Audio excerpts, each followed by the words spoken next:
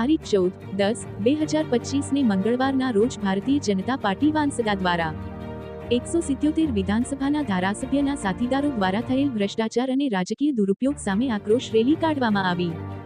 વાંસદાના ધારાસભ્યના સાથીદારો દ્વારા થયેલા ભ્રષ્ટાચાર અને રાજકીય વર્ગનો દુરુપયોગ તથા કોંગ્રેસ કાર્યકર દ્વારા ખોટા વિડીયો વાયરલ કરી તાલુકાને ગેરમાર્ગે દોરવાનો પ્રયત્ન કરેલ હોય, જેનાથી તાલુકાનું વાતાવરણ બગડતું હોય એ બાબતનું ધ્યાન દોરવા તથા વાંસદા વિધાનસભાના ધારાસભ્યો દ્વારા સિંધઈ મુકામે થયેલ વાવાઝોડાની સરકારશ્રી દ્વારા અસરગ્રસ્ત માણસોને સહાય તાત્કાલિક આપવામાં આવેલ, તેમ છતાં સરકારશ્રી સામે સહાય ન આપવા બાબતની રેલી કાઢી તાલુકાનું વાતાવરણ બગાડવાનો પ્રયત્ન કરેલ અને તેમના માણસો દ્વારા ખોટી ઓળખ આપી સ્કેનર દ્વારા લોક સહાયની ઉચાપત કરેલ તે બાબતની ફરિયાદ પણ વાંસદા પોલીસ સ્ટેશનમાં આપવામાં આવેલ અને ઉચાપત કરનાર માણસો જામીન મુક્ત થયા બાદ દાદાગીરી કરતા વિડીયો સોશિયલ મીડિયા પર વાયરલ કરી ઉશ્કેરણીજનક નિવેદનો કરેલ અને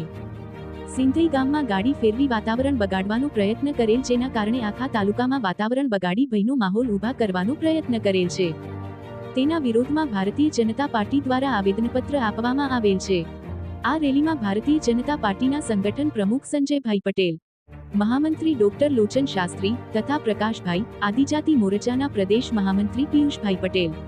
તથા ઉપાધ્યક્ષ મહેશભાઈ ગામિત, તાલુકા પંચાયતના પ્રમુખ દીપ્તિબેન, જિલ્લા પંચાયત ન્યાય સમિતિ અધ્યક્ષ બાપજીભાઈ ગાયકવાડ, ગણપતભાઈ મહલા, પ્રદ્યુમનસિંહ સોલંકી, વિરલભાઈ વ્યાસ, શિવેન્દ્રસિંહ સોલંકી, માધુભાઈ પટેલ, તરુણભાઈ ગાવિત, રાકેશ શર્મા, કૌશિકભાઈ, વિનુભાઈ, યોગેશભાઈ દેસાઈ, પરશુભાઈ, સરપંચ ગુલાબભાઈ પટેલ, સરપંચ રાજુભાઈ પટેલ, જય કડીવાલા, કમલ સોલંકી, કનકસિંહ પરમાર, સંજય પટેલ તથા મોટી સંખ્યામાં સરપંચ મિત્રો તથા ભારતીય જનતા પાર્ટીના કાર્યકરો હાજર રહ્યા હતા.